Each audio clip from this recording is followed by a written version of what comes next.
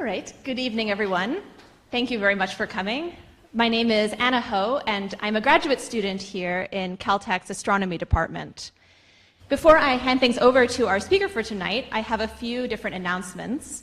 The schedule for tonight is that we'll have a 30-minute lecture in here, followed by 2 informal, free-form, 90-minute activities. One of those will take place in this room. We'll have a panel of experts on various topics in astronomy, ranging from the formation of stars and the formation of planets to the catastrophic deaths of stars, to telescopes and to galaxies. So stick around if you have questions or if you just want to hear other people ask their questions. The other program that we have is outside, out on the fields. That will be telescope observing. So I've been in touch with our telescope captain for tonight, Andreas. He tells me that the weather is great, that the plan is to look at the Pleiades, the double cluster, the Andromeda galaxy, and potentially the Ring Nebula. So to get out to the field, you'll exit the way you came in. You'll take a right, you'll take another right, you'll walk past this window, and there will be a volunteer to help you find the fields. If you have any questions, volunteers are all wearing these badges, so feel free to ask us questions at any point. Out on the fields, there are some rules that we have to follow in order to be allowed to keep using them. There is no food or drink, or smoking, or pets, or high heels allowed on the fields. Please don't bring those, or we might have trouble getting permission to use the fields in the future. Finally, outside, just by the entrance to this lecture hall, there is some swag that I wanted to alert you to. Let me put this down so I can show that to you.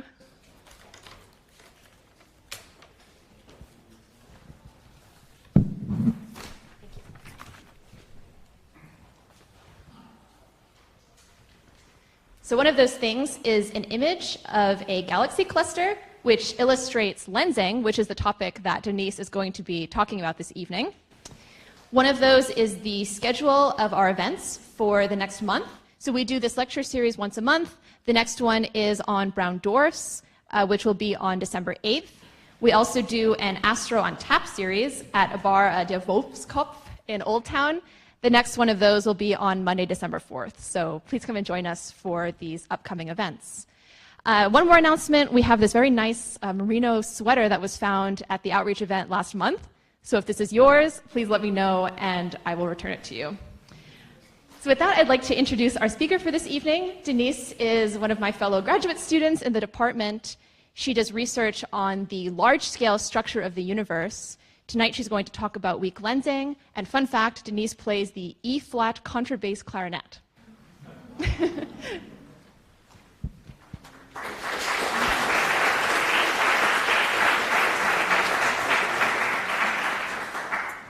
you very much, Anna. And hi, everyone. My name's Denise. I'm really excited to be here talking to all of you. As Anna just said, I'm a grad student here at Caltech in astronomy, and I work on the large-scale structure of the universe. And gravitational lensing, which is what I'm going to be talking about tonight, is a big part of my research, and so I'm especially excited to share it with all of you. So with this lecture, I want to answer 2 big questions. Number 1, how does gravity cause light to bend? And number 2, what are the types of things that we can learn from it? So let's start with the first question. How does gravity cause light to bend? So let me start by talking a little bit about gravity in general. So here's a picture of our solar system. You've probably all seen something like this before. We have the sun at the center, and then we have planets that orbit around the sun on these elliptical tracks. And all of this orbital motion is due to gravity. The gravitational force exerted by the sun on all of the planets in the solar system causes them to orbit just like this, like you see in the diagram. So now let's break that down a little bit and try to understand how gravity, as we understand it here on Earth, relates to these orbits. So let's imagine that you have a cannon, and it's launching cannonballs. And we're going to launch some cannonballs at different speeds and see what they do. So let's first imagine that we launch cannonball A, and we don't launch it very fast. So it goes for a little while and it falls. All right. Now let's suppose we launch cannonball B a little bit faster. So it goes farther. And then it falls. But now, suppose we launch cannonball C even faster, and we launch it fast enough that it doesn't hit the Earth. It just keeps going.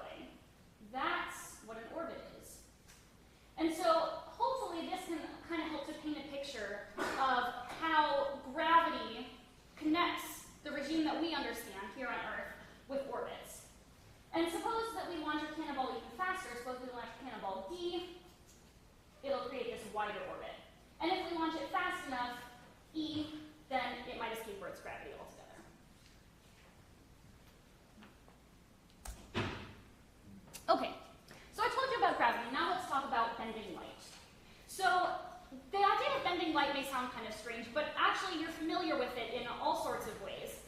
So all of these things that I've pictured here are devices or examples of light being bent. So for example, these eyeglasses, I'm sure many of you here in the audience wear eyeglasses. These bend the light that's coming towards your eyes in order to focus it so that you can see things better. Similarly, with a magnifying glass, it bends the light in such a way that objects appear larger and you can see smaller details on them.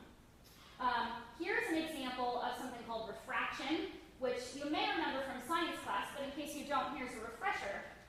Light gets bent at the interface between these two materials, in this case, air and glass, and then glass and water, and then once again water and glass and air.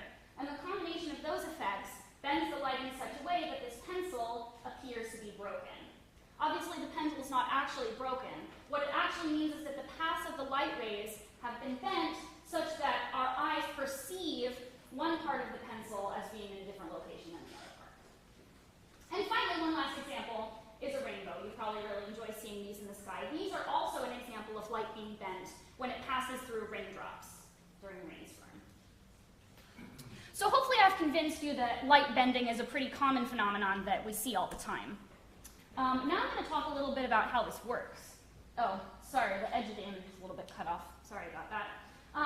But okay, so let me break this diagram down for you a little bit. It may seem complicated, but what's actually going on is fairly simple. So these red lines show the track of light.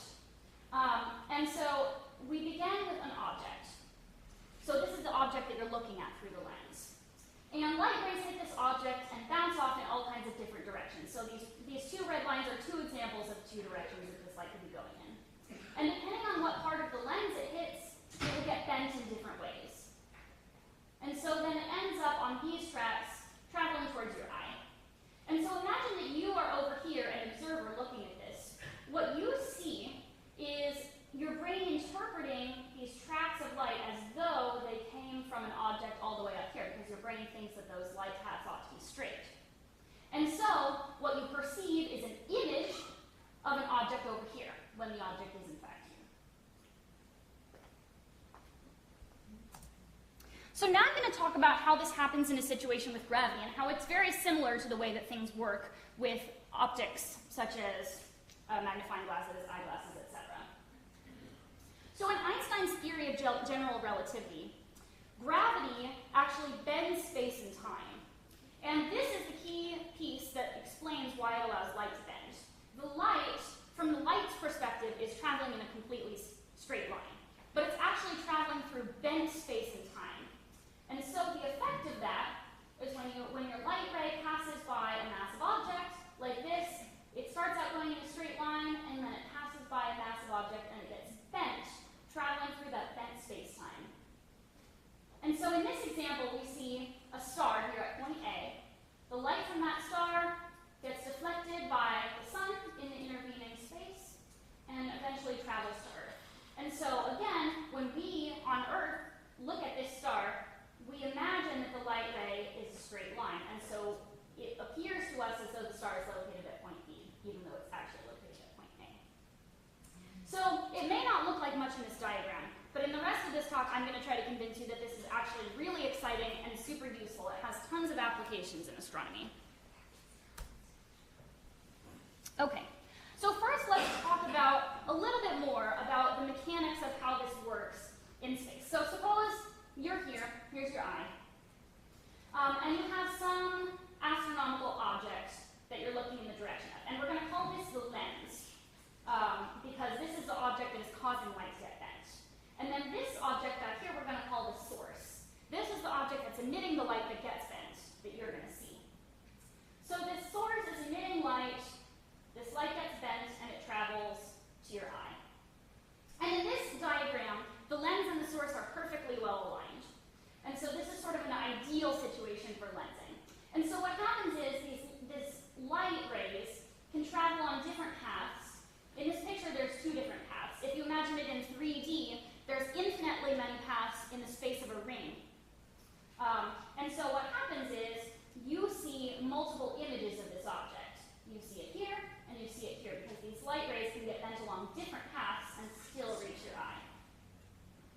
And so what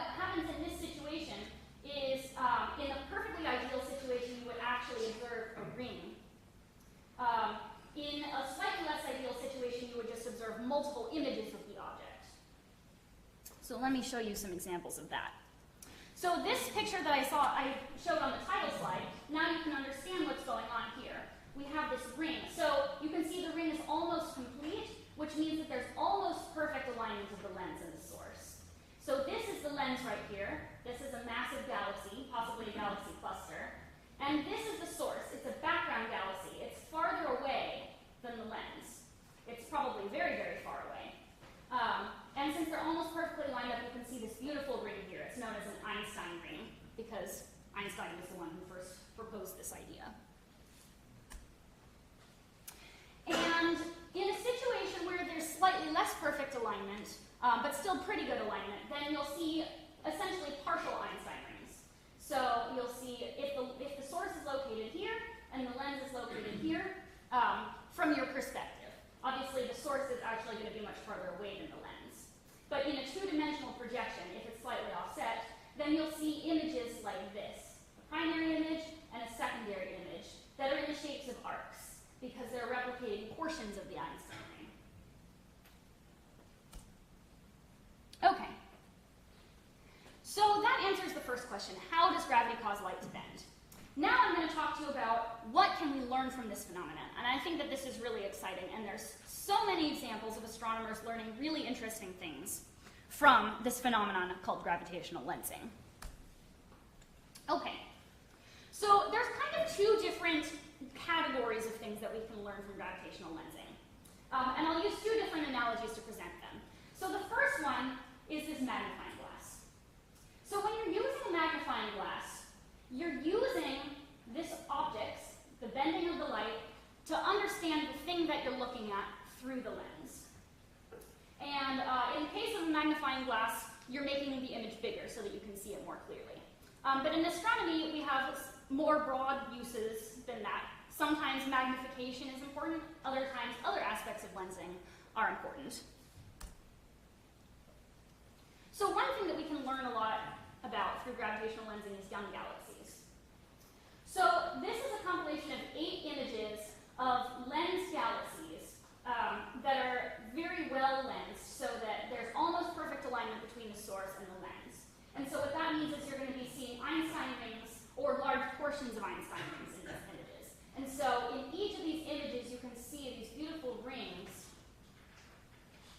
that are images of the background galaxies. And the reason that this is so important is because these background galaxies, the sources that we're looking at here, are very, very far away.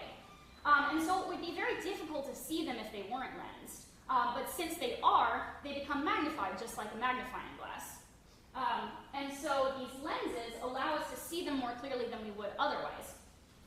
And what's so fascinating about galaxies that are really far away, you might ask, why can't we just look at galaxies that are closer by? Well, because the speed of light is finite, it's not infinite, it takes time for light to travel to us. That means the farther away a galaxy is, the farther back in time we're looking when we see it. And so if we look at galaxies that are very far away, we're looking at them when they were very young. And so this can teach us a lot about how galaxies form and evolve. What were they like when they were young, and how does that compare to the way that they are now?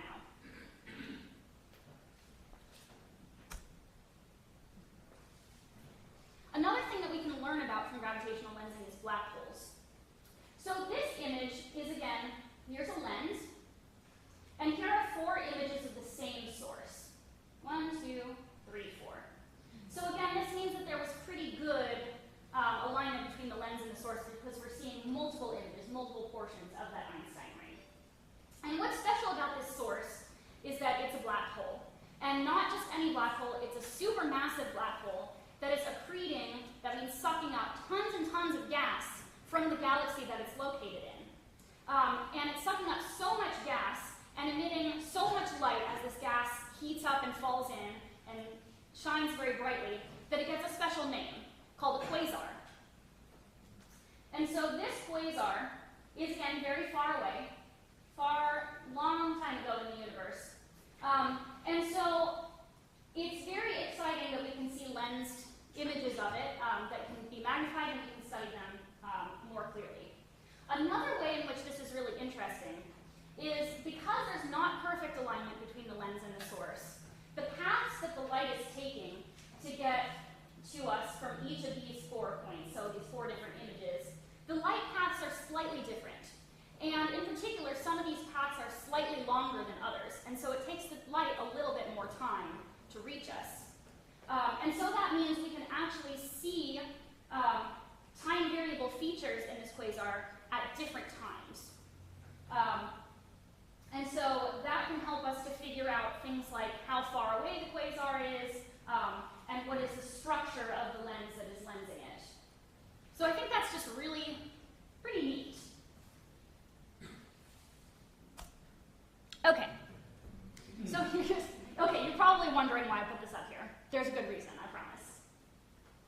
So the other category of things that we can learn from gravitational lensing is things that we can learn about the lens rather than about the source. And in order to understand this, let's talk about this eye chart. So you've probably all seen this chart when you've been to the eye doctor. Now, when you go to the eye doctor, and the eye doctor says, okay, read me the letters on this chart, you're not sitting there thinking, oh, I bet the doctor wants to know what this chart says, because the doctor probably already knows what the chart says. What's actually happening is that your doctor is using your answers to what you see on the chart to understand how the lens in your eye is functioning, and if you need some glasses to help you out with the functioning of that lens. And so in the same way, there are situations in which we can use gravitational lensing kind of like this eye chart, where if we know what something ought to look like, and then we see it looking different from that through gravitational lensing, then we can work out what the properties of that lens are. So let me give you some examples. So this is one of my absolute favorite examples of gravitational lensing, using it to learn about dark matter. And so you may be thinking, well, dark matter is dark, right? So how are we going to see the light getting bent? Well, in this case, it's the dark matter that's bending the light. So let me break this image down for you a little bit. This is a galaxy cluster called the bullet cluster. And actually, it's 2 different galaxy clusters that are merging together. So here's one, and here's the other. And they're both merging together. They're in the process of becoming one big huge galaxy cluster. And so you can kind of see the galaxies here. Obviously, there are a lot of stars and things in the foreground, but you can definitely see these 2 regions that have a higher density of galaxies. Okay. But galaxies aren't the only things that exist in galaxy clusters. There's also lots of gas, and there's dark matter, and there could be other stuff, who knows. So we'd like to come up with some ways to measure the amount of stuff that's in this galaxy cluster other than just what we can see, which is the galaxies. So the first thing that people try to do is they try to look at the gas. And so that's what this pink thing is. That's all the gas in this galaxy. And this has actually been observed in X-rays, because gas in galaxy clusters tends to be very, very hot, and it's so hot that it's emitting very high energy light rays, which is X-rays. And you'll notice that the pink blob here, the gas, is kind of in the middle of where these 2 clusters of galaxies are. And the reason for that is that these 2 galaxy clusters have already passed through each other once, or maybe more than once, in the process of merging. So they're kind of orbiting each other and slowly condensing into one cluster. But why is the gas sitting in the middle, you may ask? Well, the reason for that is because these 2 blobs of gas hit each other, and they did what gases do. The gas particles all interact with each other, it heated up even more, and then it kind of just stayed there in the middle. And that didn't happen to the galaxies, because the galaxies don't collide with each other and interact in the way that gas particles do. They just kind of pass right through. And so even just the picture of the galaxies with this pink gas outline here is already telling us a lot about the way that galaxy clusters work and about this particular merger of galaxy clusters. But now we want to go even further, and we want to understand how much dark matter there is, because, we think that there might be a lot of it, and we'd like to be able to quantify that. So what we do is we look at it with gravitational lensing. And so what people have done in this image is they have looked at all of the background galaxies that are not a part of these 2 galaxy clusters, so the ones that are even further away in the background, and they've measured how much those galaxy images have been distorted by their light being bent as they pass through this galaxy cluster. And in a case like like this. A galaxy cluster is very big, and there's all kinds of galaxies behind it that are not perfectly aligned. And so in a situation like this, we're not seeing any Einstein rings. Instead, we're just seeing very small distortions to the galaxy images. And that's known as weak lensing, which is something that I'm very interested in for my research. But anyway, so we can measure that. We can measure all of these tiny little distortions of lots and lots of background galaxies that are behind this galaxy cluster. And in the end, we can put that into Einstein's equations of general relativity and come up with a map of where the mass is in this galaxy cluster. And so, that's what this blue is. The blue here is a map of the total amount of mass in the cluster. And so you can see that most of the mass is out here on the edges where all of these galaxies are, and not very much of it is in the center where the gas is. And so that means that the gas doesn't account for a very large fraction of the total amount of matter in this galaxy cluster. However, there's a problem with this on the face of it, which is that the amount of gas we can measure here using X-ray observations is much larger than the amount of mass that's just in the galaxies. And so this is kind of a discrepancy, and what it means is that there's large amounts of mass in some type of matter that we can't see, and that's dark matter.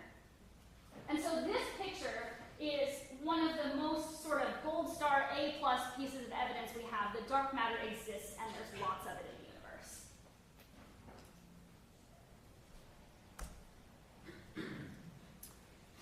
Now this slide is one of my favorites on this talk because this is a topic that I personally work on and think is really interesting.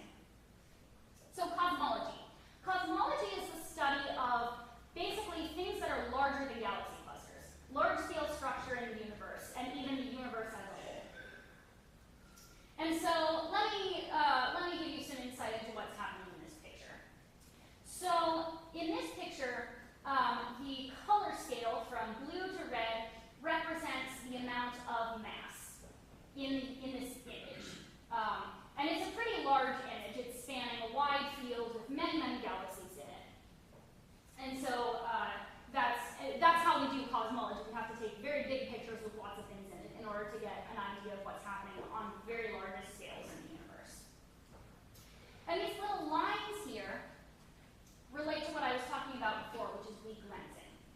So I mentioned that the images of background galaxies can get distorted.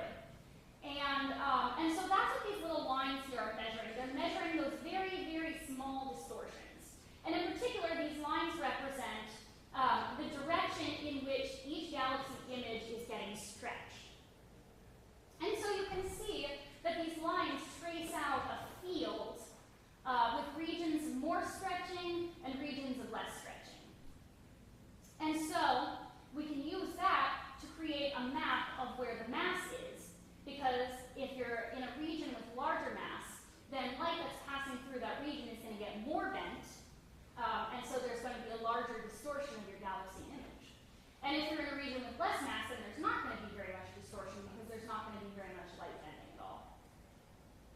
And so this technique is becoming more and more sophisticated nowadays, and we're using it even to make very, very precise measurements of fundamental constants about the universe, like how much matter there is in the universe.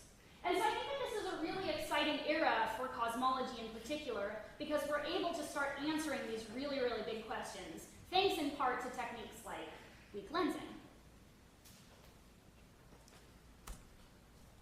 And finally, here's one more thing that we can learn about with lensing: planets. So who here likes planets? Planets are awesome, right? Okay.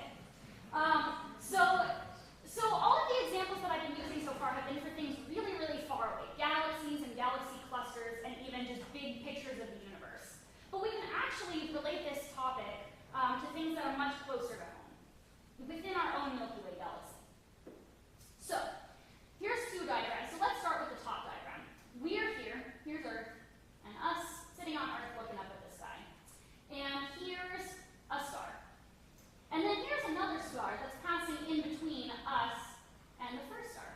And when that star passes in between us, we get that alignment that I talked about before. We get the lensing effect, and the image of the star gets magnified. And so if we have this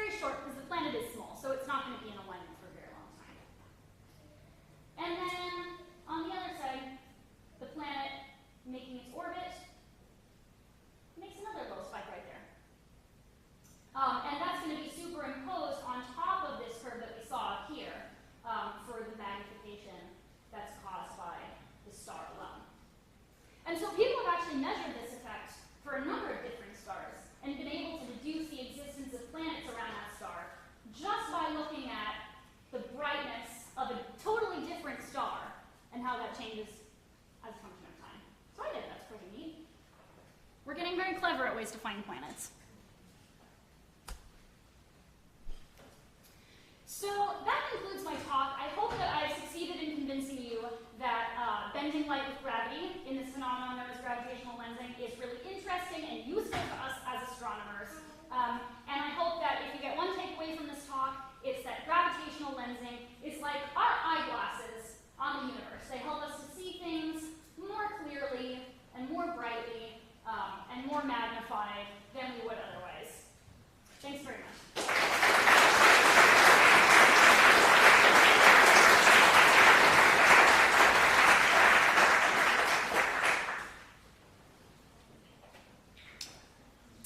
So questions? Yeah. Is it possible to recreate the original image using the Einstein rings? Yes, it is. Yes. So if we understand the distribution of mass in the lens, then yes, it is possible to recreate the original image. And actually, one of my friends here, another grad student, I'm not sure if she was here tonight, but we have a grad student here named Nisha who does exactly that. Looks at images of very far away galaxies and reconstructs what the original image looks like. Yeah. On the last one, where you have the brightness graph, so how much of that peak is because of the light from the star in front of that star adding up, and how much is because of the gravitational lensing? That's a very good question. So if we understand this other star, so this other star doesn't go away when it passes out of alignment, we can still see it, and so we can measure how bright that star is and subtract it. Yeah. Yes? Or do supernovae in the lens galaxy tell you information too? Yeah, so I think that actually has happened. People have observed lensed supernovae. And that's very exciting because it magnifies the supernova, and so it allows us to take better measurements of that supernova than we would otherwise. And so it allows us to I think you get to see it several times, right? yeah, so if the lensing is very good, you may be able to see multiple images. Yeah. In the slide with all the contours, were all contours from background galaxy shapes, multiple galaxies there? Mm-hmm. Yes, this. Mm-hmm. Yes. Yeah. I had a question about the detection of planets. If you could go back to that slide. Mm-hmm.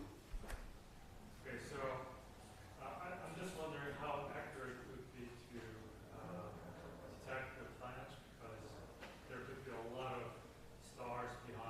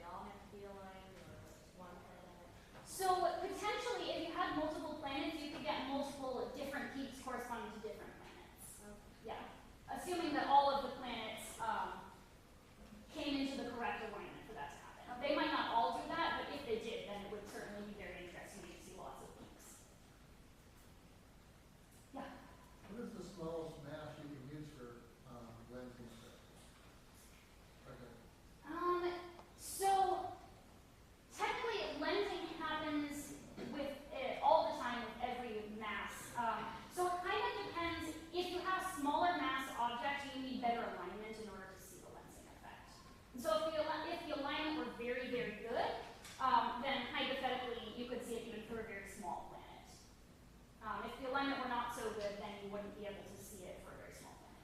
Like if you had perfect alignment of Jupiter and Saturn, would that equal mass within the light effectively? Well, so, Maybe a star. like looking at a background star behind Jupiter, Yes. yes, in principle you could see that. Yeah, if the alignment were very, very good. All right, one more question. Yeah. When you detect planets using like micro lensing like that, how do you follow up observations? Like, where do you to observe a planet again? Yeah, so in a case like this, so the planet is around this star, and so this star still exists and you can still see it, so then you could target that star for potentially something like transit measurements or radial velocity observations. So you just use this to initially find out that that star has planets around it. Yes, and there are some things that you can determine about the planet, the parameters of the planet, like its mass and so on, depending on how good your data are. But you could definitely target that star for follow-up observations as well. Okay, let's thank Denise again. All right, so I guess we can get started with our Q&A panel. Well, to get things going, maybe we'll just go down the line and introduce ourselves and say a bit about what we work on. My name is Anna. I'm a graduate student in the department. I study catastrophic stellar death, so how very massive stars end their lives. That manifests itself as patches of light that sort of appear and disappear, and so that's what I'm looking for.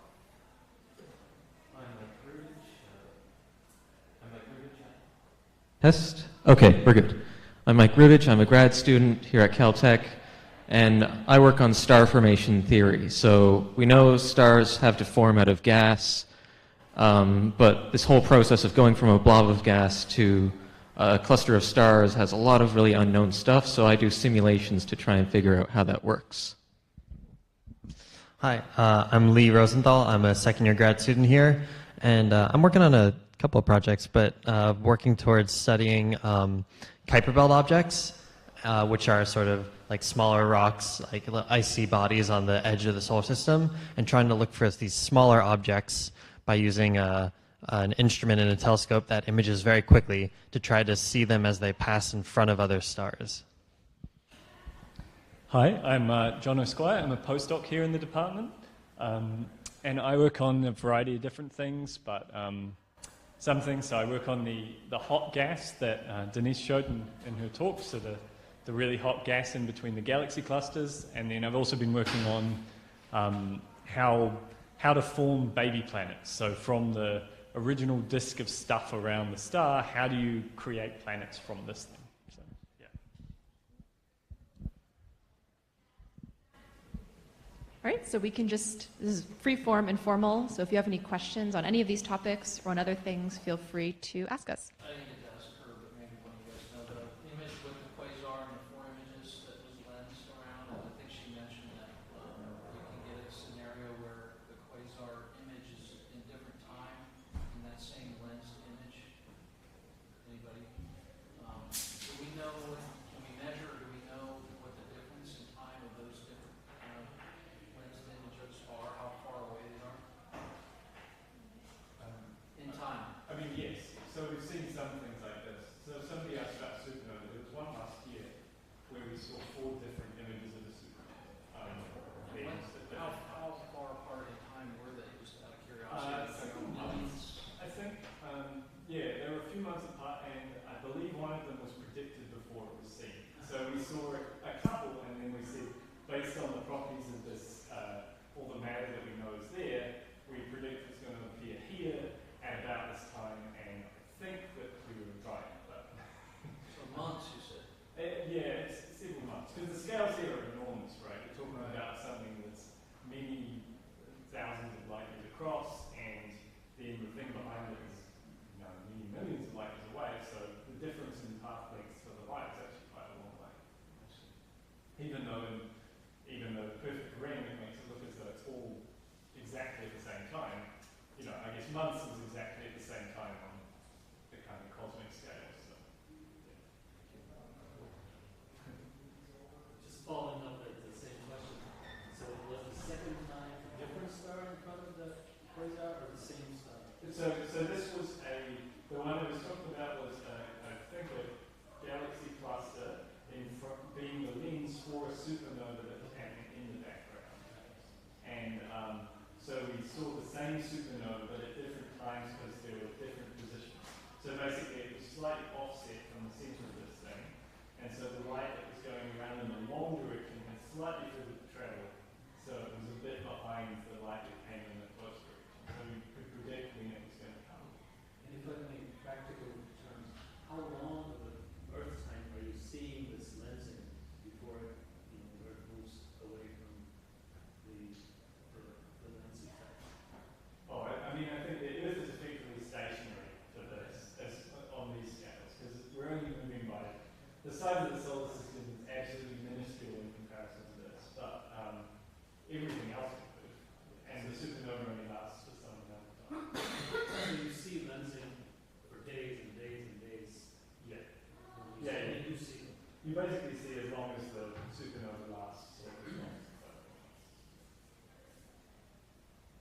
I'm slightly still confused as to how these images, how you're gathering the Einstein rings. Like, is it one huge image that you find these Einstein rings occurring, or are you zooming into one specific star to find the Einstein ring to use that as the magnification device, so to speak? So if I understand the question correctly, you're asking what are the images that we're looking at? No, like, are you specifically looking at a star to use it as the magnification device, or are you just looking at a huge swath of images and finding Einstein rings everywhere? Well, I think it's a huge swath of images, right? So if I understand the question correctly, like there's not just one, like, in order to find an Einstein ring, you have to go look all across the sky, right? And so there are certain telescopes where their mode of operation is basically a survey telescope. So for example, there's this operation called the Sloan Digital Sky Survey that basically every night methodically takes sort of like a patchwork picture of the sky, well not over the course of several months, but over some time it repeatedly takes pictures of the whole sky. Right? And so there are a couple of different ways, like when you're looking at these big surveys, to find Einstein rings. But one of them, which is actually kind of cool, is it's like there can be crowdsourced sometimes. So there's this project called Galaxy Zoo, where if an Einstein ring, you can basically use image processing software to go through that patchwork image of the sky and say if this certain signature, if a big circle is detected in the image, then we think there might be a ring, but you can't always trust the software. So all these images are crowdsourced, and people, you could just go to this website and just start looking through the catalog and be like, we think that there might be a ring here, but we're not sure. Can you look for a ring and say if there's one there, say yes or no? Well, So yeah. what's it called? Galaxy what? Galaxy Zoo. Okay. Yeah. There are also more local kinds of lenses. So Denise talked about lenses that are really far away in other galaxies. But we see lensing by blobs that are passing through our own galaxy. So in that case, what you might do is you might monitor a bunch of really bright quasars that are really far away and stare at them and wait. And eventually some blob of material in the galaxy might actually pass in front of the quasar, and then you get a lensing event. So that's another strategy for a different kind of lensing.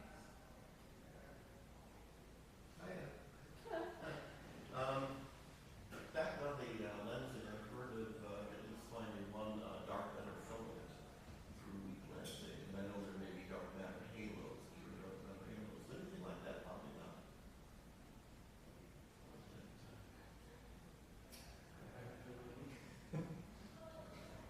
This is definitely something people want to find.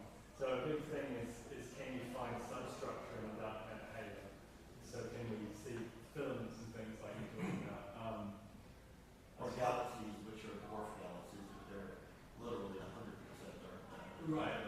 Yeah, just a pure dark matter. As far as I know, no, but I'm not an expert on this, so they might know. About dark matter. Can someone just give us a short introduction on dark matter? Yeah, sure. So dark matter is matter that the only thing it does is float around and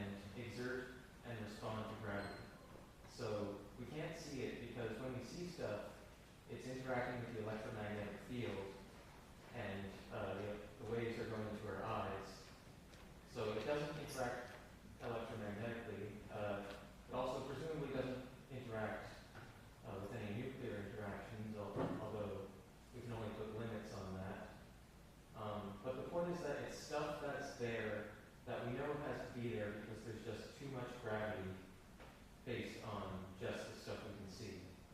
So basically a quarter of all of the matter in the universe has to be dark matter. And if it weren't so, then we would have a universe that just looks a lot different from the one we actually see. So we, in an idealized way, there's something called I don't know, let's stick to dark matter. How do you know that dark matter is in a lump or a filament or in a shape or in discrete, balls like stars or whatever? And is there anything that any example of a material or a device that does not interact with the electromagnetic rays? So I'll start with the first question because the answer is just not that we know of. Like we have no idea what dark matter is because we don't know of any sort of matter that has no electromagnetic interaction, any sort of regular matter. With regards to like knowing sort of the shape of the arrangement of dark matter, there are a lot of ways to deduce it. One of the most fundamental ones is just looking at stars and watching how they move. And based on the orbits of the stars, you can figure out what the distribution of the mass is. So that's how we're pretty sure that dark matter is arranged in these halos, which are like these spherical things that contain galaxies. On larger scales, it forms these big filaments. And another way to get an idea of how it should behave is numerical simulation. So you can actually just put the universe in a box and simulate all of the gravity and other interactions that go on in it and get a good idea of what you're supposed to be looking for. I just want to add to this thing about the stars moving as being a way to infer something about the structure of the dark matter. There's a very simple experiment you can do that I did as part of a lab class in college, where you take a pretty small, what looks like a satellite dish, a small radio telescope. You measure the emission from hydrogen gas in a galaxy, and you measure the velocity at which it's moving. So you can do that with a pretty small dish. And what you can do is show that the gas that's pretty far out from the Milky Way is moving way too fast than would be expected if the only thing in the Milky Way was the stars that we can see. And you can just look in different directions and you can see gas in different parts and see how fast they're moving and see that it's sort of symmetric, which tells you that it's not like the dark matter along one clump on one side of the Milky Way. It has to be sort of roughly symmetric in the middle. Yeah, in some sense, looking at the gas can actually tell you a lot more than looking at just the stars, because in a galaxy, the stars are here, but the gas goes all the way out here, so you get a much better idea of the large scale structure. So if you have a small defunct satellite dish at home, you could prove this to yourself. Is that like the 21 centimeter one? Yeah.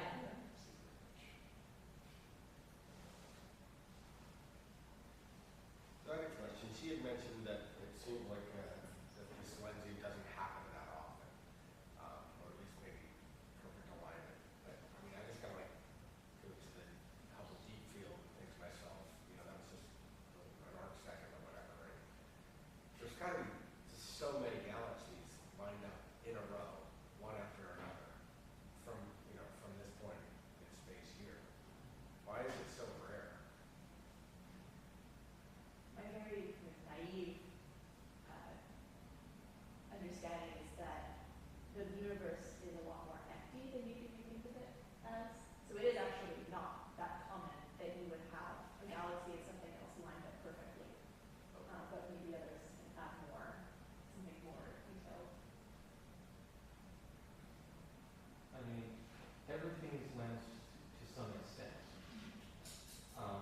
It really is just a matter of how many things can you get in a lensing configuration that's actually good enough to notice. And I mean, it just sort of turns out that way, that we only get a few of these really dramatic lensing sources. Yeah, it's just odd because she's measuring a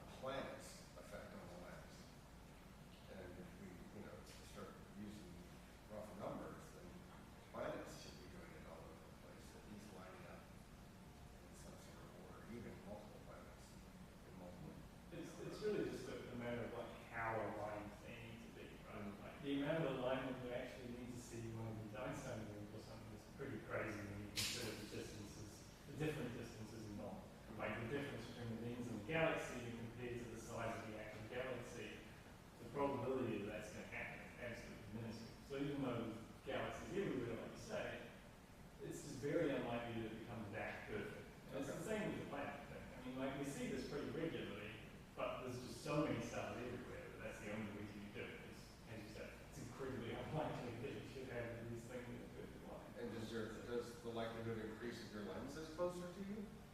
I mean, I would think it would.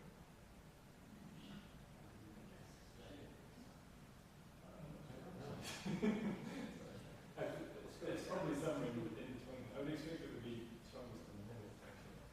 Okay. There have even been ideas for using the sun as a gravitational lens. So if you stuck a satellite out past a long way out, then you could, in principle, image the surface of a planet with like kilometer resolution using the sun as absolutely giant things. But this is pretty crazy. It's not actually going to happen. Yeah. There are lots of technical challenges. Still on the topic, how long, if you see an Einstein ring, how long does it last before it disappears because the light changes? With galaxies that are far out, these things aren't moving on human timescales. They're moving on timescales of hundreds of millions of years. So for us, it's effectively frozen in place, and we have forever to look at it. If we waited long enough, it would go out of alignment, but not on any human timescale. On planet formation, I've heard so many different estimates of how long it takes the terrestrial planets to form versus the giant planets. Is there any kind of consensus emerging from that? Not really, actually. So questions about how the different timescales required for different types of planets to form. We actually don't know all that much about the very initial stages of planet formation. So by the initial stages, I mean that you go from effectively dust floating around to forming an actual planet. And this is kind of a hard thing to do. But the basic picture is that you form a disk around your star, and that disk is kind of dusty because actually all the gas around the galaxy is dusty. And this collapses down, and then somehow that dust has to stick together to form things the sizes of planets. And if you've tried throwing together stones and seeing if they stick together, it doesn't work very well. So this is kind of the theoretical difficulty in understanding planet formation in general is how do you take what are effectively this kind of size boulders, equal boulders, and throw them together at about a few miles per hour and have them stick together rather than shatter apart into smaller pieces. So there are ideas for how to do this, but we really don't know enough right now to say differences, to really say much about like the time scale or other things of this type. But we're getting very nice images now, so maybe we'll know more on the spectrum front. I want to make sure I understand lensing. One more question. The diagram she gave us looked almost like a 2-to-1 ratio where the lens was always halfway out from where you were versus the object. But that's not necessarily true, correct? Your lens could be anywhere along that scale, and you might still get lensing in a different effect that's very close to you or it's close to the object. Is that true? Well, like Mike said, everything is lensed, and if there's alignment, like, I mean, if the observer, the lens, and the emitter are in alignment, we'll be lensing. But I think it's significantly strongest when the lens is halfway, because I think that's the best way to get a clean lens. Right? You probably have the most cross section in that. That's probably the most important. But yeah, like the lens can be, if you have the source and the observer, the lens can be anywhere in between, and you can get lensing. Because you can sort of do a thought experiment, which is you have your source here, and a light ray goes this way, and it misses the observer over here. But you can always put an adequately massive thing at any point to bend the light enough that it reaches the observer.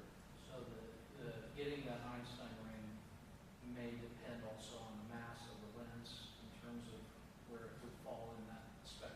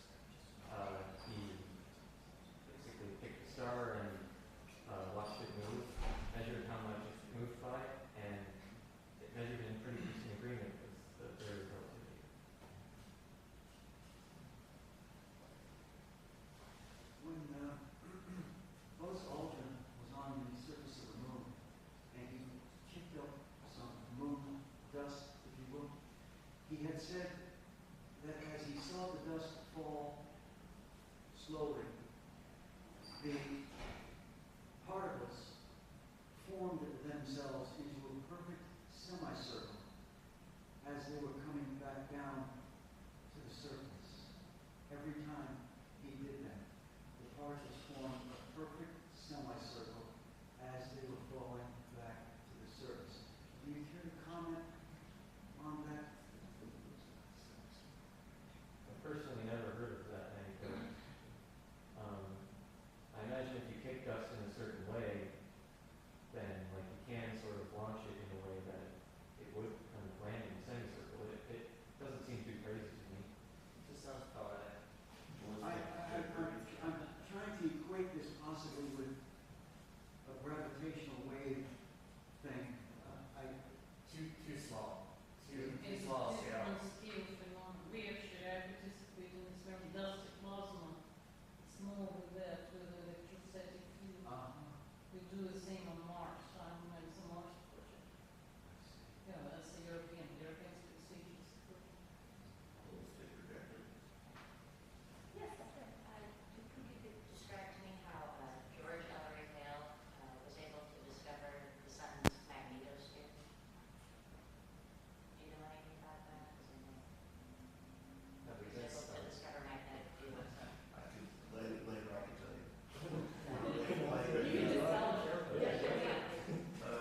June 25th, 1908, he looked at magnetic field on the sun by split a line, and the two wings had opposite circular polarizations. And he measured polarization of either wing of the line, and bing, right there. First confirmation of the magnetic field off the Earth. What do you do that with? Quarter wave plate and the whole person, but he was using the 60-foot solar tower at Mount Wilson. Thank you. Thank you. You always have someone else. That's something to make up.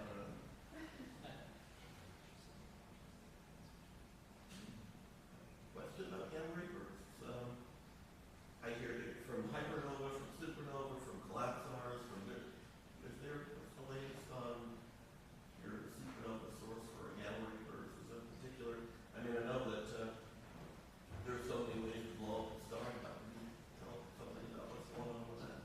Sure. So, for those of you who haven't heard of gamma ray bursts, this is a phenomenon that we've noticed accompanies the deaths of some very massive stars. What we know is that, so this collapsar model that you mentioned, so collapsar refers to the collapse of the core of the star. So the idea is that the core of the star runs out of fuel, the core of the star collapses into probably a black hole. That black hole is spinning, it's eating material, and that, for some reason that we still don't entirely understand, in some cases, this seems to launch very powerful jets. These jets tunnel their way through the rest of the star, and under some circumstances that we don't really understand, actually manage to punch out of the star. If we are looking straight down the barrel of the jet, then we see a gamma ray burst. It's still not really understood why only in some fraction of cases these collapsing stars produce gamma ray bursts. Gamma ray bursts are always associated with a certain kind of supernova, so type 1c or 1c Broglie supernova, but it's not really known why only some 1c Broglie supernovae produce gamma ray bursts. It is known, I actually just read a paper that was written just a few weeks ago. So the idea here is that the supernova that accompanies the gamma ray burst is also particularly energetic. So these broad lines refer to the very high speed of the ejecta. And so the energeticness of these supernovae, it's thought might actually have something to do with the jets as well. So maybe the jets also kind of cause this more energetic supernova explosion in addition to producing the gamma ray burst that we see. Now, in order to produce a gamma ray burst at all, you actually have to have a very contrived scenario. You need a very sort of precise amount of material to be around and blah, blah. And so why would the situation be this way? Why would it be so, why this particular circumstance? And I think one idea now is that it's actually not that it's always that way. It's just that it's much easier to see gamma ray bursts than it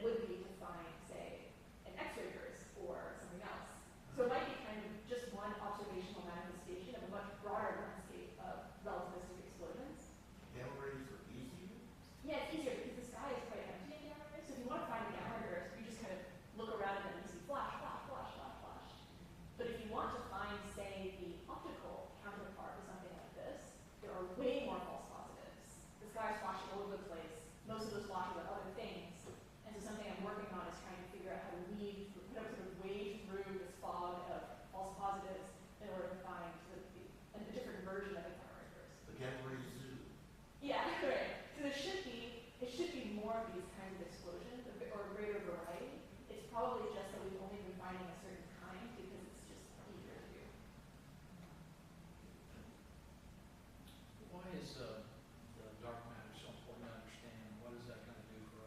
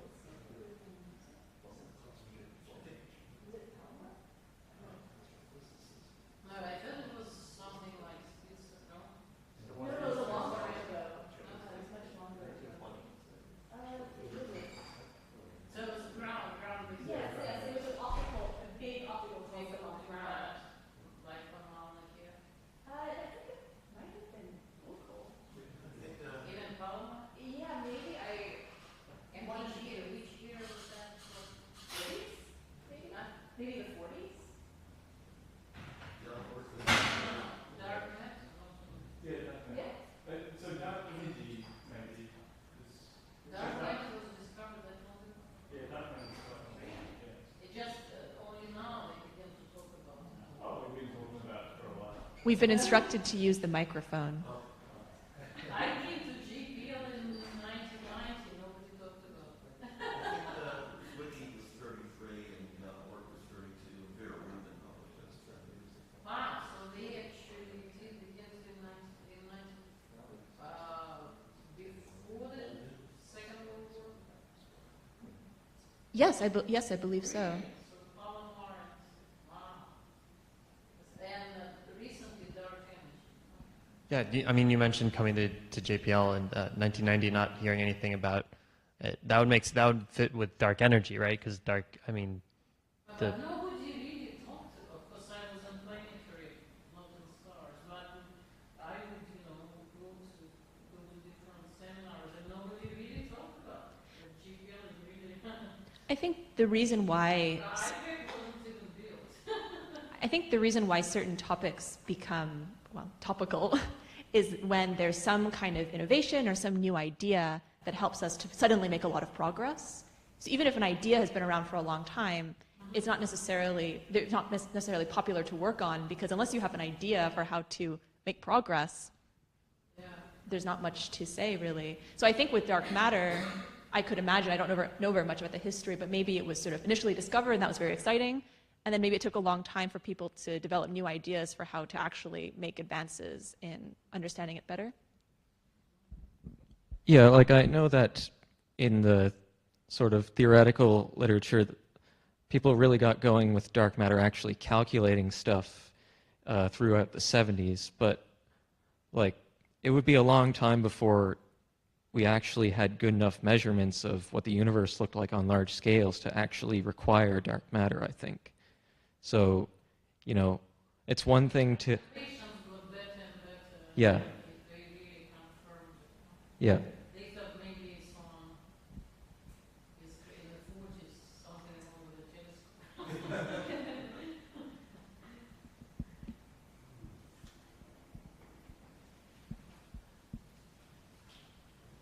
There was a report recently about looking at, I don't know, NTC 33 or something, that every star formed as a part of a binary.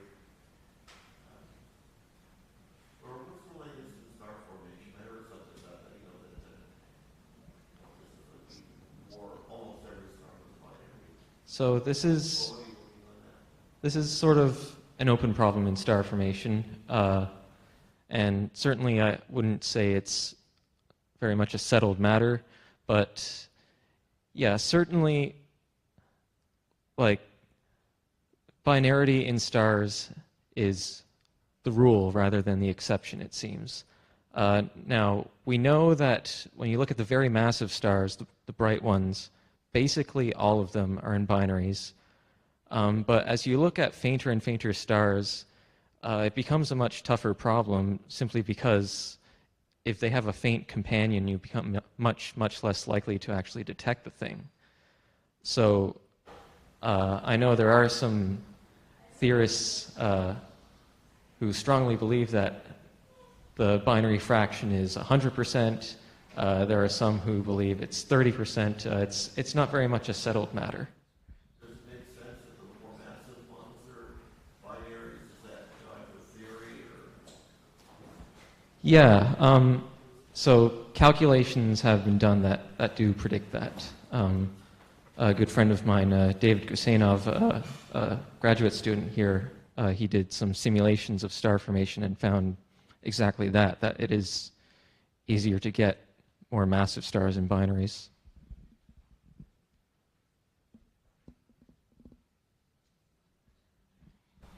Well, the easiest answer to dark energy would be the cosmological constant. Theorists have a pretty good handle on this now, or I think that they know it's absolutely something else. And any of you... We know it's there. We don't know what it is, but we know its effects are consistent with just having a certain number of joules per cubic centimeter throughout the universe. So it is just this mysterious cosmological constant as far as we know. And we don't really have anything to enlighten us beyond that at this point. And in fact, I think the recent a binary neutron star merger had something to say to that effect. One more real quick question. If a cloud of dark matter would collapse and form a black hole, would it be any different than any other black hole, or would it have like a naked singularity or anything like that? So let's assume that could actually happen. There's no reason to believe that it would look very different from a regular black hole. However, an interesting thing about dark matter is that it actually can't collapse to a black hole, because essentially to reach these very high densities you need to have collisions going on. So like, for example, you have gas clouds that form a shock, and they compress to high densities. And if you try to shock dark matter, it just goes through itself. So you can't get it to that kind of density. So that's why we don't really expect to see black holes formed out of dark matter at all. Dark matter could still be absorbed by a black hole. Absolutely, yes.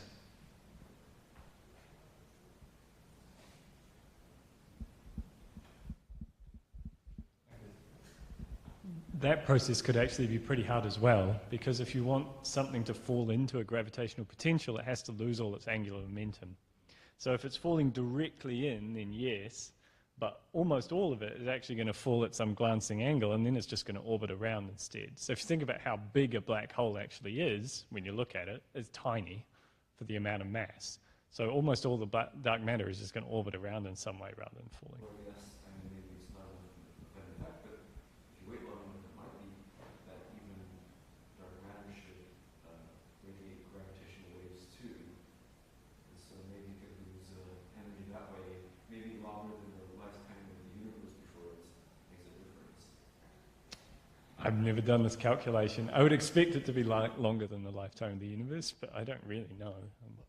There's no reason to believe any significant amount of the mass in black holes is due to dark matter. So that leads us to believe that what you describe is physically valid, but yeah, it would just take a hell of a long time to actually work. But yeah, every black hole is presumably constantly sucking up some amount of dark matter.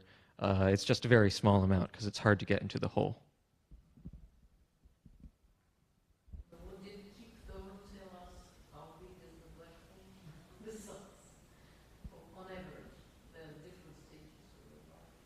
So Kip Thorne did a lot of the groundwork, basically understanding like the physics around black holes. So for example, if you have a disk of gas orbiting a black hole and the gas...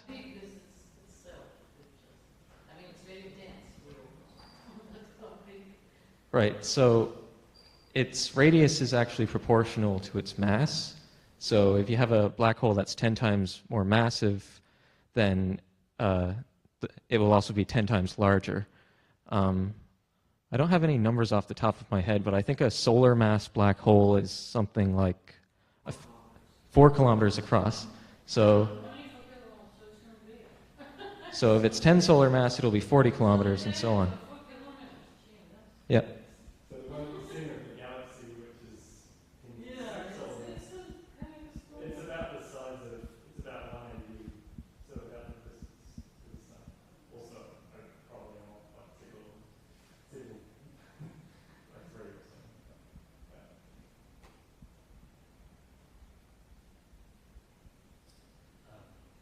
And I just want to go back to your discussion about dark matter. I have to go outside. So black holes essentially don't interact with electromagnetic fields because they don't let any radiation out.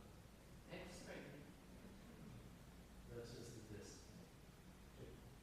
So, and dark matter doesn't interact with electromagnetic fields. Is that the only definition? Pretty much, yeah. So then we could consider a black hole, define a black hole as a lump of dark matter as far as the properties are concerned?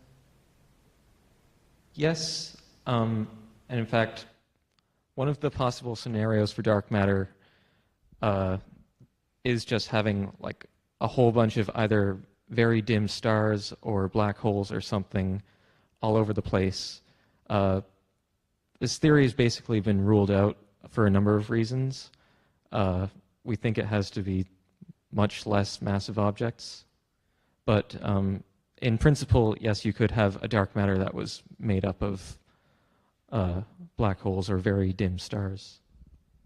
Well, I understand that if there actually was a black hole somewhere, it would have a visible presence because the gas would be observing it, even if it's a small one, I suppose. But in terms of, I guess looking at it the opposite way, does matter turn dark once it goes inside a black hole? So it can be just sitting around without interacting with the electromagnetic field, but once it's inside. Yeah, I mean, once the matter goes into the black hole, like, it's gone. All you see is black. So it is possible for a black hole to just accrete everything it can possibly accrete and eventually just get so quiescent that you could never detect its emission. I could say that what is inside the black hole is dark matter. Well, I guess But when... No, okay, go ahead. I was just going to say, I think when people use the term dark matter, they're referring to something very specific. So they mean this particular phenomenon that we know must be there and has certain properties that have been tested. And so as Mike said, there are some scenarios that have already been ruled out. So they're referring to that particular component of the universe, trying to understand what it is. One of the properties of it is that it doesn't interact with electromagnetic radiation, which, as you said, is also a property that it shares with black holes. But that's a property that they share, but when people use the term dark matter, they're referring to a specific component that does not include black holes. What are some of the other properties that are about dark matter? Other than not interacting with electromagnetic, it does interact with gravitational fields. I mean, if we want to define dark matter, I guess it really has to be two things. One is it's this stuff that's everywhere that forms up a quarter of the universe, and it has this property of having no interaction other than gravitational. So, like, nobody would really call, like, a quiescent black hole dark matter for that reason, because it's not the thing we identify with this stuff that pervades the universe. It pervades it to what sort of density? Calculated density. Like, the density can range by a lot. Like, the universe is basically, it consists of very dense regions like galaxy clusters and much more diffuse regions, which are known as voids. So it covers a very wide range of densities. Well, like in our galaxy, the galaxy has a known matter density, right, because of the number of stars and whatnot. And then there's a black matter total amount of the volume of the galaxy. So there's some kind of density involved. So this is about 5 times as much dark matter as normal matter. But maybe it would also be helpful to say that experiments looking for dark matter are doing so on Earth. Because if there's dark matter floating around our galaxy, it's also floating around the solar system, right? And there should be a fair amount of it floating around, more than normal matter. So, well, not, I guess, because we're in a very high density region.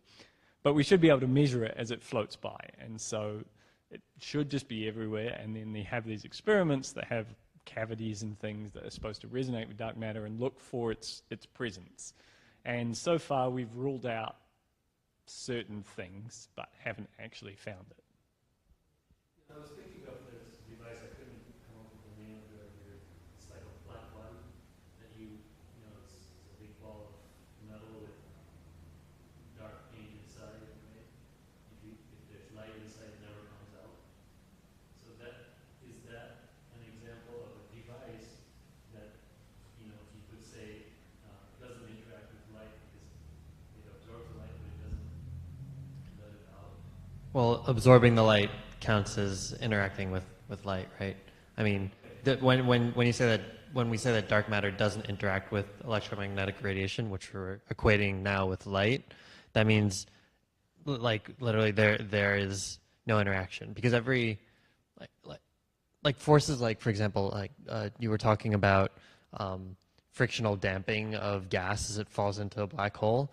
That's really at its core an electromagnetic interaction, because it's the interaction between neutral or ionized atoms, which is really an electromagnetic force.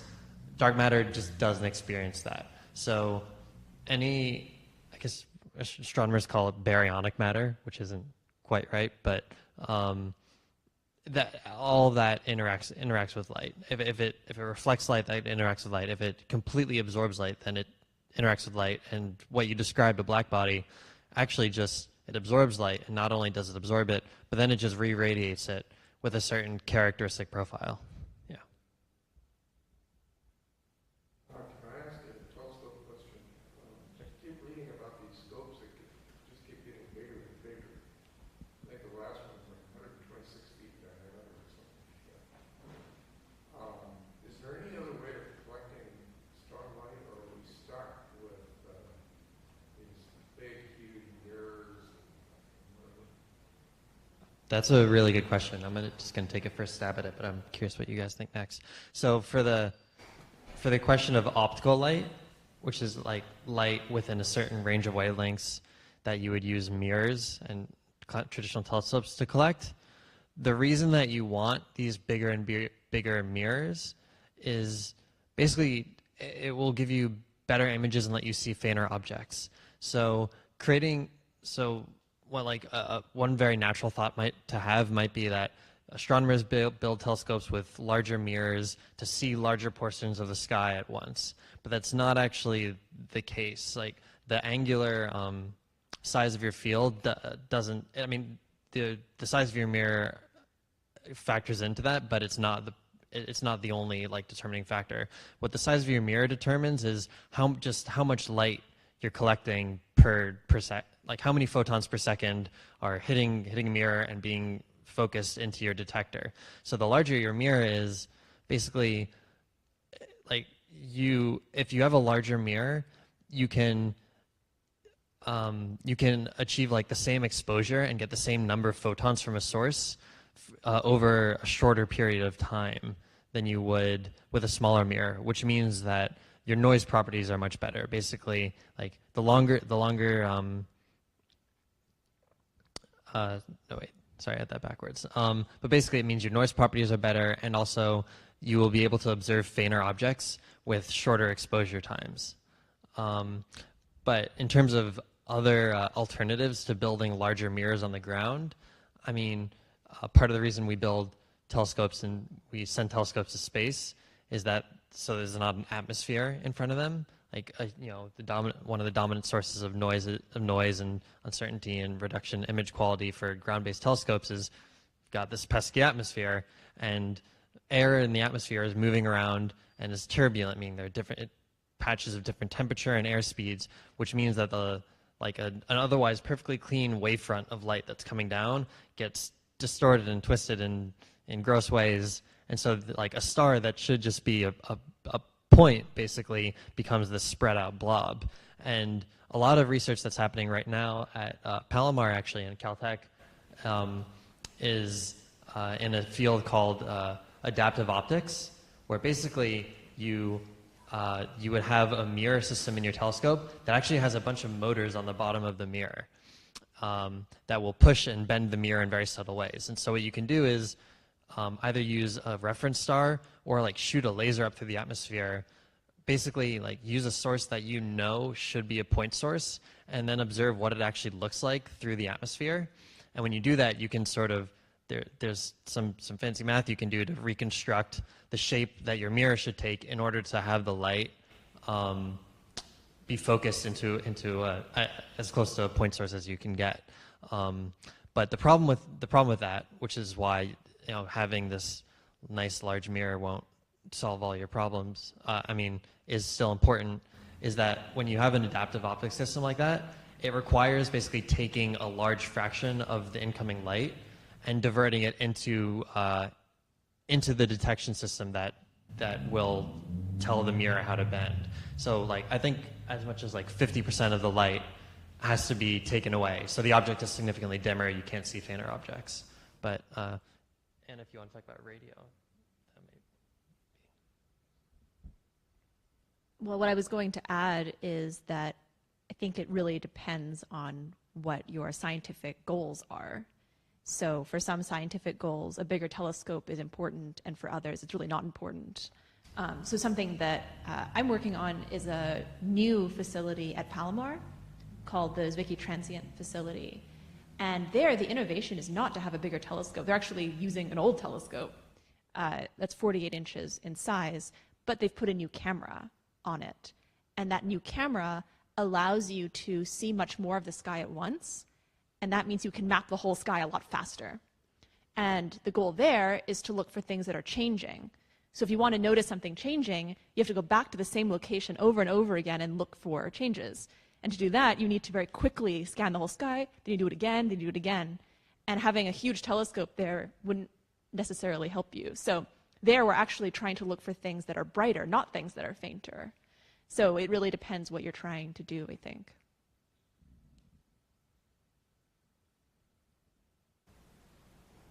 I suppose one more thing I can add is that, like, one way to go is you just build a bigger telescope. Now, in theory, you can have many smaller telescopes that work together and to act like a big telescope. But the problem with doing that with visible light is that that light consists of oscillations in the electromagnetic field that happen 1,000,000 billion times per second, I think. So basically, it's this massive amount of data that you just don't have enough processing power to deal with. However, radio waves are a lot slower than that, so that's why that is actually possible in radio astronomy and why they have these big arrays of identical antennae that effectively work together as one big telescope. But it's harder to process that data because you have to do, I guess, interferometry. Yeah, it's... telescope, well, I think there's before you. But, so I guess the only, I don't know, I guess, yeah, it's probably the way to get around that. There is a lot of computational expense involved, basically. You've got to do a lot of math to actually get an image out of the thing.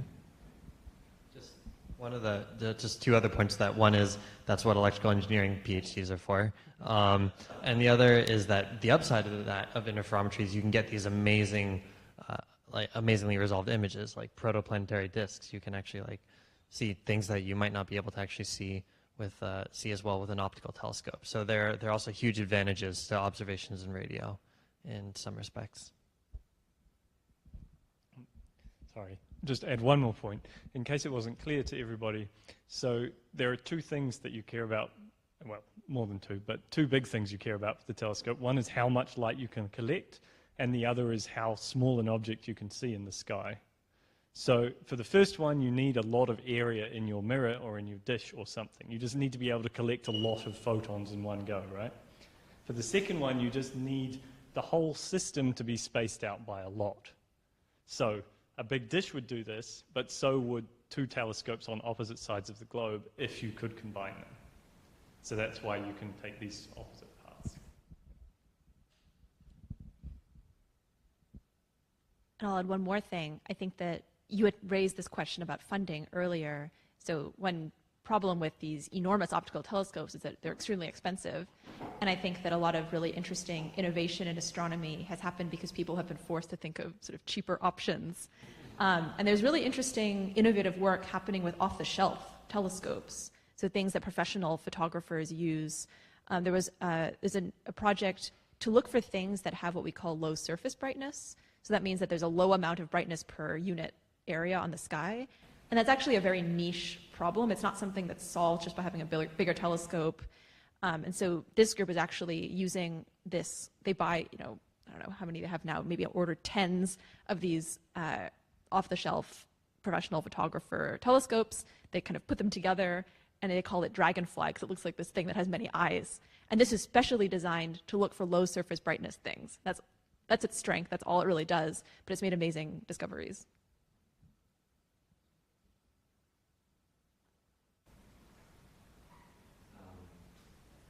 There's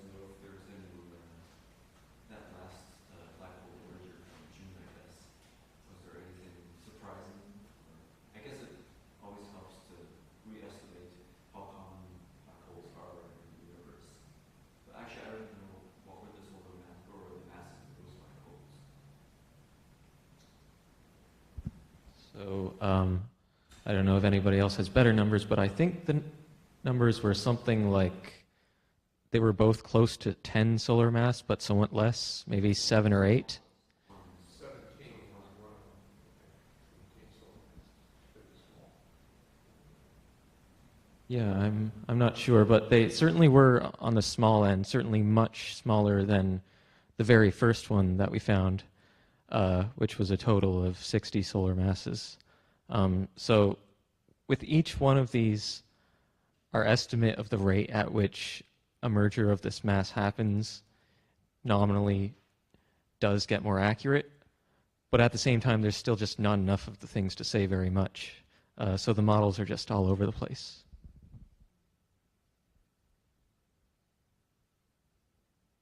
I've been hearing about exoplanets, and how do you guys know or identify that they are exoplanets? Because I hear that there are sister planets and the bigger yellow planet and things like that. Can you clarify a little more that, give us more information? What was the question? Sure. So the question was about, I think, right, exoplanets in general, what are they and how do we know they exist? So an exoplanet is just a planet that's not around a sun, not around our sun. So the only planets are the ones that you've heard of, like Mars and Venus and stuff, and anything else is an exoplanet.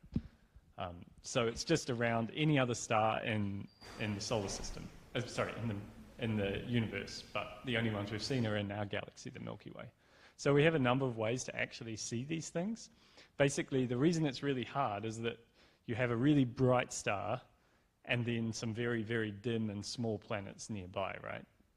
So if you think about trying to look up at the night sky and see Venus or something, it's kind of obvious at night, but if you tried to look at it during the day, that would be very, very difficult because you can't see it at all because the sun is blocking out everything. So we can't just look at the star, these are other stars, and see the planets around them directly. Well, we're starting to be able to do that, but it's really hard. So there's a few other ways we do it. One of the ways is to look for little wobbles in the star. So if you imagine that, if you think about the Earth orbiting the sun, say, then as it moves around, the sun doesn't actually stay fixed in space, but rather we orbit around the center of mass of the whole system. So the Earth is much smaller than the sun, so it doesn't make a big difference, but as it orbits, it causes the sun to wobble slightly back and forth. And so we can measure this in other stars, and this is one way we know exoplanets are there. And then another way is when we actually see the exoplanets transiting in front. So again, we don't actually get a real image of this because you can't resolve it, but we do see that the starlight is kind of going along normal for a while, and then it dims slightly, and then it goes back up again. And so we know then that a planet's passed in front and gone out again. And so then we know there's a planet around that star. So we've seen tons of these, and basically the estimates are now that every single star in the galaxy has one planet or so.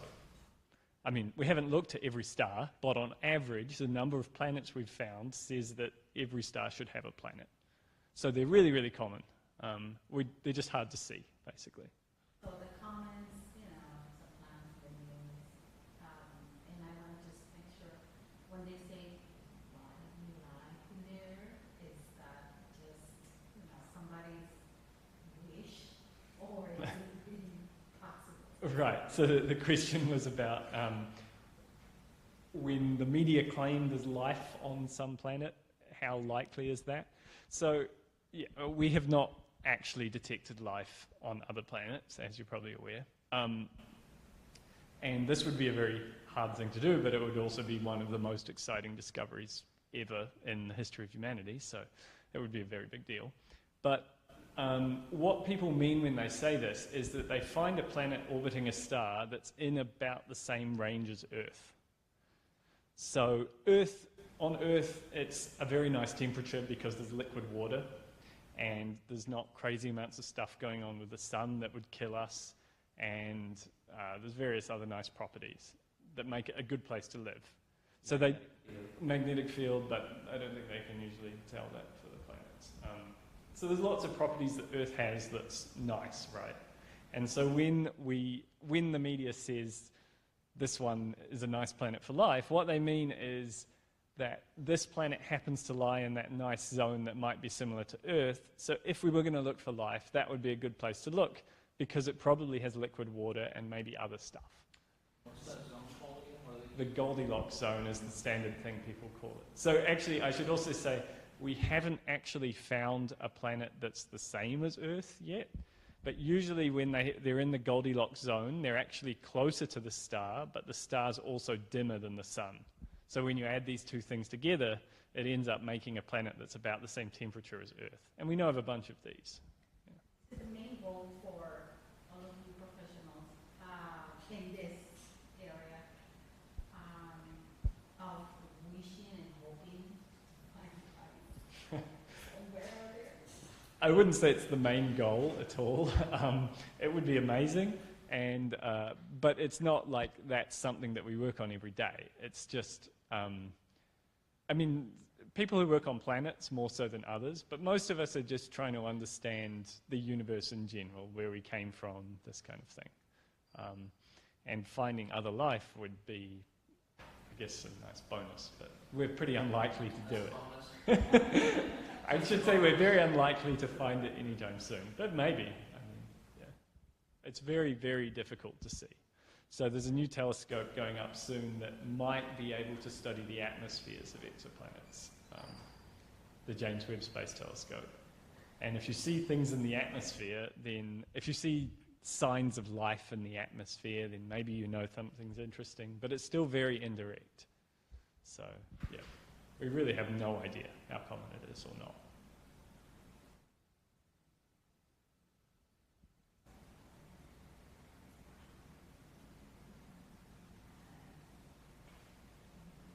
Any other questions? Yes. Can someone give me a reference that I can learn a little bit more about dark matter? Not with too many equations, but if there are equations, and it's starting with basic principles.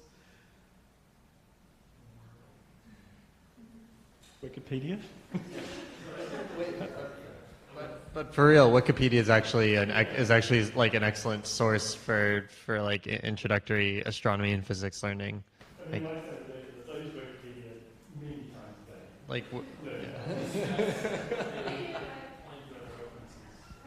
yeah, but even this, the article itself is pretty good. like for real, I've given talks before where I gave a talk to like a troop of Boy Scouts, and they all started asking me questions like, what would happen if you put like a white hole inside a black hole, and talking about all these really complicated theoretical constructs that are people do their PhDs on, and they just got it from Wikipedia. Like you can learn a lot from the open web, which is amazing in itself.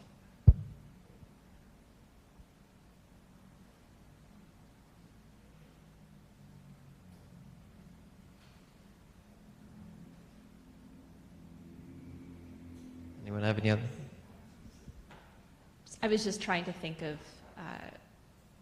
other possibilities. I think with research topics and something like dark matter, where active research topics which can evolve on quite short timescales, it's also great to try and interact with people who are working on these topics. So coming to events like this, JPL has an open house once a year. Carnegie Observatories has an open house once a year.